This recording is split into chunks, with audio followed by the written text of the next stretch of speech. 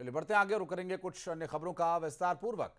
छत्तीसगढ़ में विधानसभा चुनावों के लिए कांग्रेस एक तरफ जीत की रणनीति बना रही है तो दूसरी तरफ उम्मीदवारों के नाम पर मंथन भी चल रहा है। माना यह जा रहा है कि ऐसी करीब 20 से ज्यादा सीटें हैं जहां नए चेहरों को पार्टी मौका दे सकती है।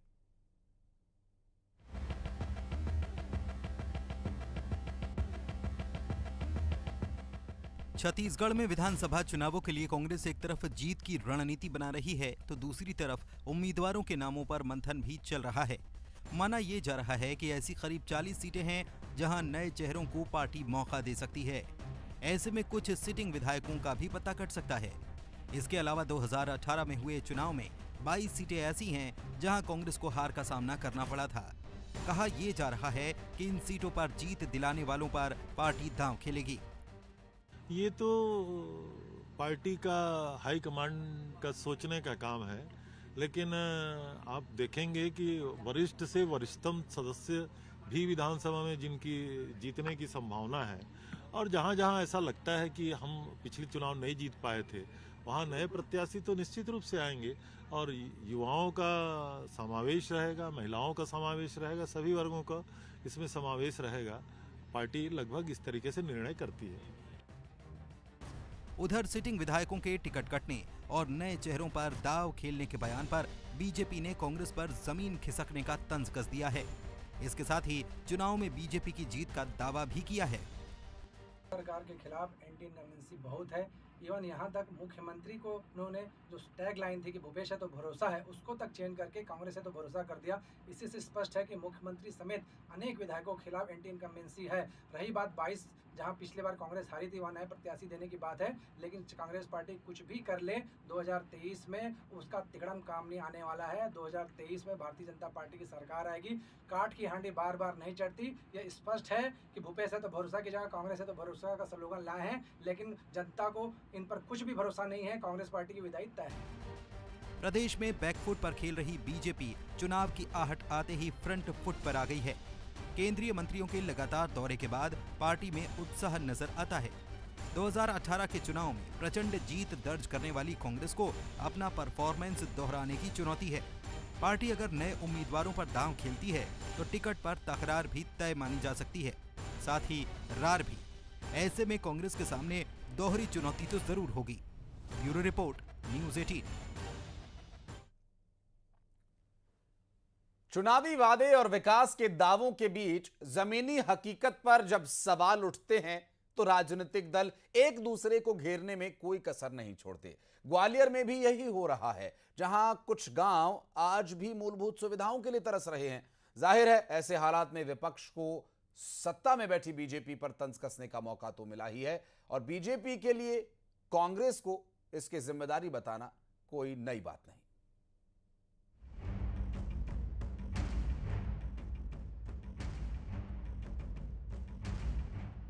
ग्वालियर जिले में आज भी कुछ गांव मूलभूत सुविधाओं के लिए तरस रहे हैं।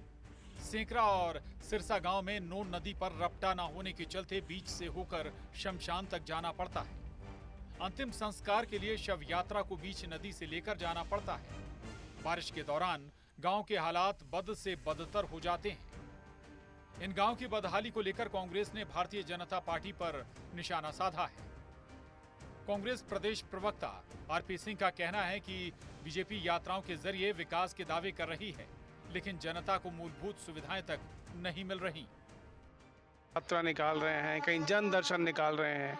वहीं दूसरी ओर डबरा में देखिए क्या हालात हैं कि आज मौलिक सुविधा तो छोड़िए आप, मैं तो कहूँगा कि एक ऐसी सुविधा या एक ऐसा सम्मान जो हर व्यक्ति को मिलना चाहिए, उसमें देखिए आज अंतिम संस्कार के लिए वहाँ के लोगों को आधी छाती तक पानी में नदी नाला पार करके अंतिम संस्कार के लिए जाना पड़ रहा है। इससे दुर्भाग्यपूर्ण कुछ नहीं हो सकता। उधर सेंकरा और सिरसा गांव में रपटा न बनने के लिए भारतीय जनता पार्टी ने कांग्रेस को जिम्मेदार ठहराया है।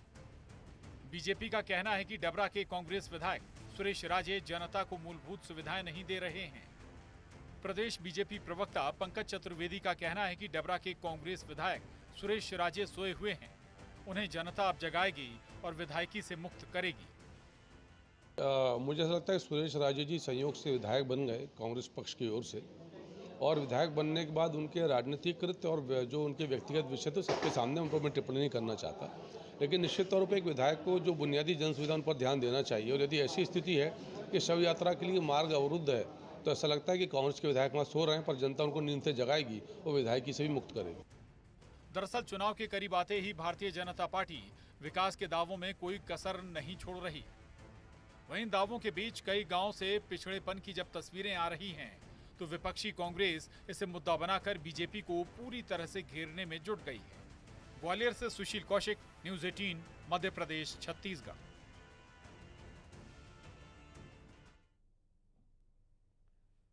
चंद्रयान और सूर्ययान के बाद अब भारत जल्द ही मिशन समुद्रयान शुरू करने जा रहा है। इस मिशन में क्या होगा और इसका उद्देश्य क्या है, इस रिपोर्ट में देखिए।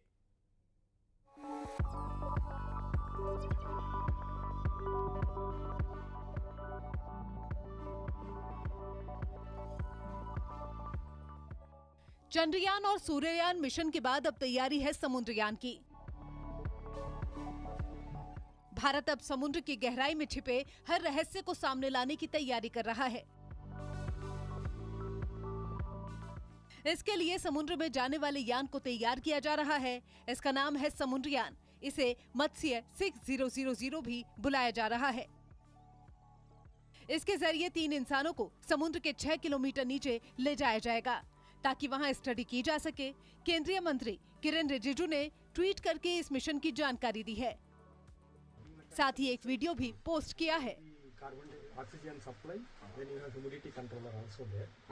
And when we go into the deeper water, we have a low temperature only outside, so water will be condensed only. So when we go to the depth of 6,000 meters, that is 6 kilometers inside deep. Correct. What is the change which? Mission Samudrayaan में 3 लोगों को एक स्वदेशी गोल submarine में बिठाकर 6000 metre की गहराई तक भेजा जाएगा। इस मिशन में शामिल क्रू समुद्र तल से करीब 6 किलोमीटर नीचे कोबाल्ट, निकल और मैग्नीज जैसी बहुमूल्य धातुओं की खोज करेंगे। मत्स्य 6000 को बनाने में करीब 2 साल लगे हैं। मत्स्य 600 को national institute of ocean technology के वैज्ञानिकों ने तैयार किया है।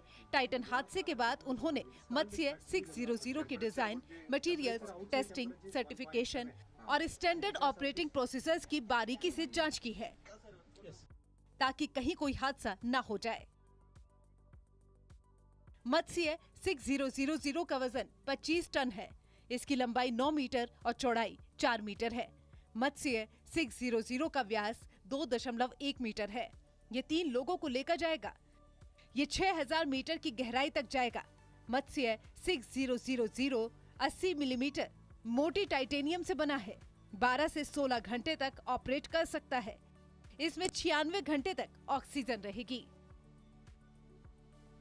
समुद्रयान मिशन के 2026 तक शुरू होने की उम्मीद है। अब तक केवल अमेरिका, रूस, जापान, फ्रांस और चीन ने ही इंसानों को ले जाने वाली सबमर्सिबल विकसित की है।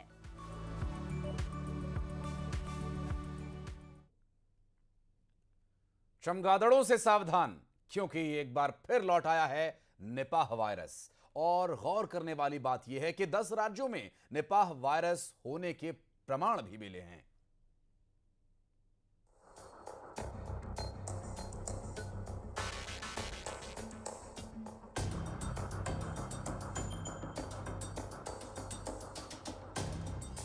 एक बार फिर चमगादड़ कहर बनकर आ सकती है। एक बार फिर चमगादड़ मौत ला सकती है। चमगादड़ों से सावधान रहना। देश पर फिर से निपाह वायरस का खतरा मंडराने लगा है। केरल में फिर निपाह वायरस फैलने का डर सताने लगा है। कोट जिले में 2 संदिग्ध मौतों के बाद राज्य सरकार ने स्वास्थ्य अलर्ट जारी किया है। दरअसल केरल में एक निजी अस्पताल से बुखार के बाद 2 संदिग्ध मौतों की सूचना मिली है। संदेह जाहिर किया जा रहा है कि 2 लोग निपाह वायरस से संक्रमित थे। मृतकों में से एक के रिश्तेदारों को भी आईसीयू में भर्ती करवा दिया गया है। 2018 और 2021 में कोझिकोड जिले में निपाह वायरस संक्रमण से मौतें दर्ज की गई थी।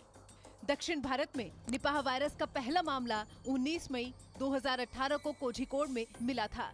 स्वास्थ्य संगठन के मुताबिक निपाह वायरस संक्रमण एक जूनोटिक बीमारी है जो जानवरों से इंसान में फैलती है। दूषित भोजन के जरिए भी फैल सकती है। सीधे एक व्यक्ति से दूसरे व्यक्ति में भी फैल सकती है।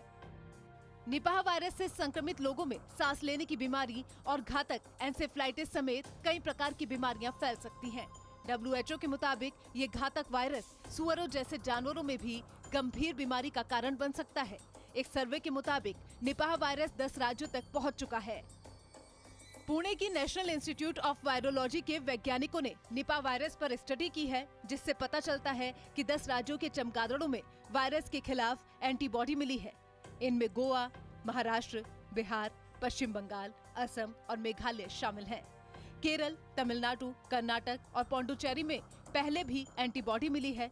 वैज्ञानिकों का कहना है कि जब भी कोई वायरस इंसान या फिर जानवर को अपनी चपेट में लेता है तो कुछ ही समय में संक्रमित व्यक्ति या फिर जानवर के शरीर में वायरस के खिलाफ लड़ने वाली एंटीबॉडी बनने लगती है।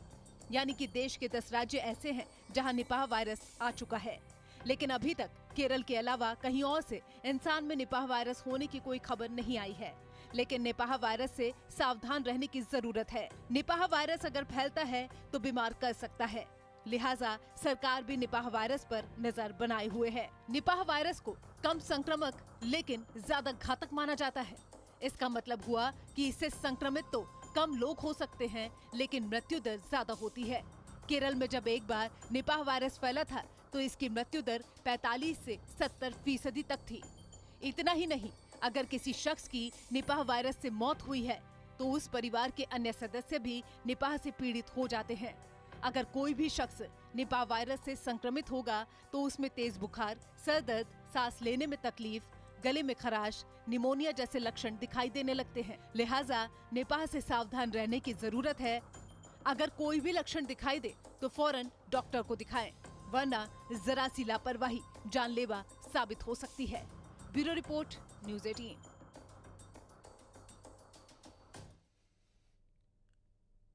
यूरोपीय देश हंगरी से एक दिल दहला देने वाली तस्वीर सामने आई है। एयर शो के दौरान उड़ान भरने के चंद सेकंड्स बाद एक प्लेन क्रैश हो गया, जिसमें 2 लोगों की दर्दनाक मौत हो गई।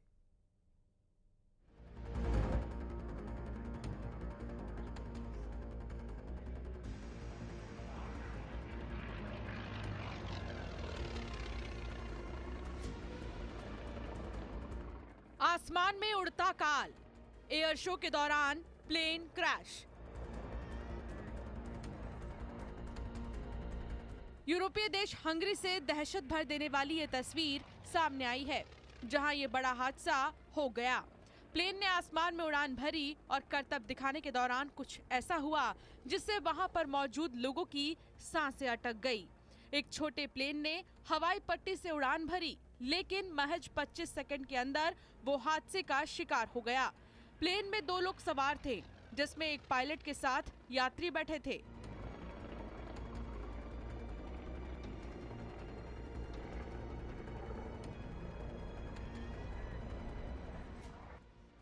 पहले तो प्लेन सामान्य तरीके से उड़ रहा था, जिसके बाद प्लेन के पायलट ने हवा में करतब दिखाने की कोशिश की।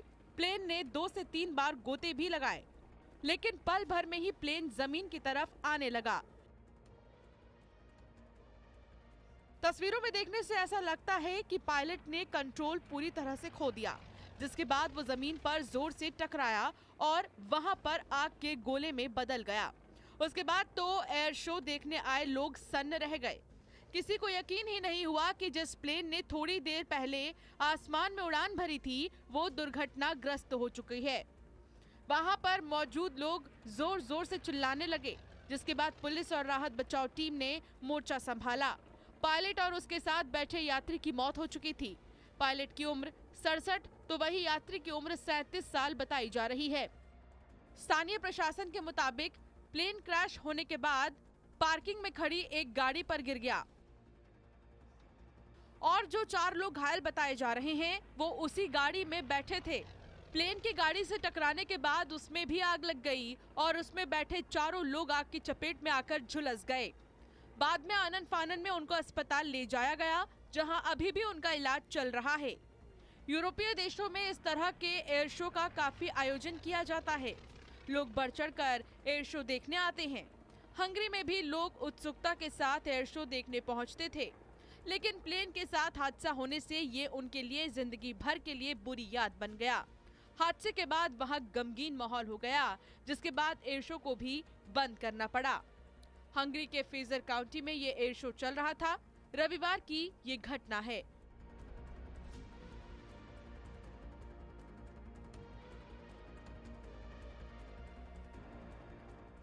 Bureau report, news 18।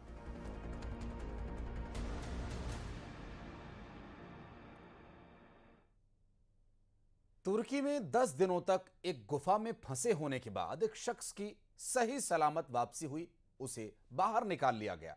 हम आपको दिखाते हैं कि कैसे इस ऑपरेशन को अंजाम दिया गया।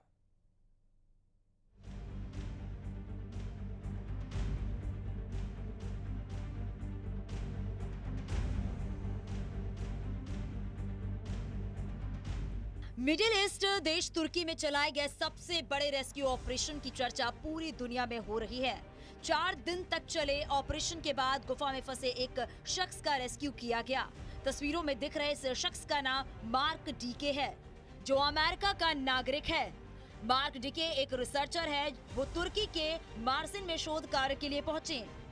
शोध कार्य पहाड़ी पर चल रहा था, जिसके बाद उसने गहरी गुफा मोरका में उतरने की ठानी और धीरे धीरे वो पहाड़ से करीब 3400 फीट गहराई में उतर गया। वो गुफा का मैप बनाने के इरादे से नीचे उतरा था। गुफा के भीतर का तापमान 4 से 6 डिग्री सेल्सियस के बीच था। इस वजह से मार्क डीके की तबीयत खराब होने लगी और वो बाहर निकल नहीं पाया।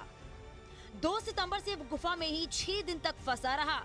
मार्क डीके के साथ 3 और अमेरिकी रिसर्चर उसके साथ गए थे, लेकिन जब मार्क गुफा से बाहर नहीं आया तो तुर्की प्रशासन को मार्क डीके के गुफा में फंसने की खबर दी गई।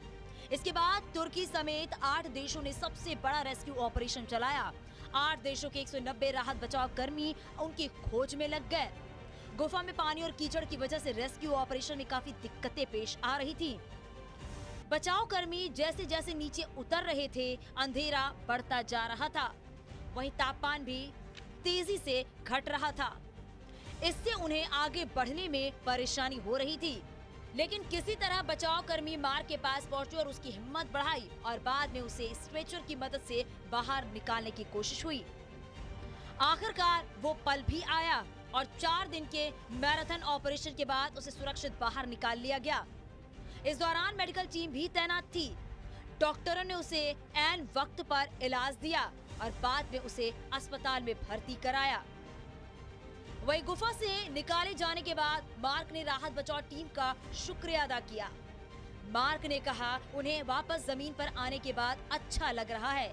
उसने तो जिंदगी मिलने की उम्मीद छोड़ दी थी। पश्चिमी सभ्यता में एडवेंचर करने का जुनून दिखाई देता है। जिंदगी को दांव पर लगाने से लोग पीछे नहीं हटते, लेकिन यही दीवानगी कभी कभी मुसीबत का सबब बन जाती है। अमेरिकी रिसर्चर के साथ भी यही हुआ। वो पहाड़ी से नीचे गहराई में फंस गया, जहां से निकलने की उसने तो उम्मीद भी छोड़ दी थी, लेकिन उसकी किस्मत अच्छी थी और उसे जीवन दान मिल गया। दोबारा मिली जिंदगी के बाद अब मार्क डीके बेहद खुश हैं। Bureau report, news 18। तो जाको राखे साइयां मार सके ना कोई। वक्त एक छोटे से ब्रेक का है। खबरों का सिलसिला आगे भी जारी है।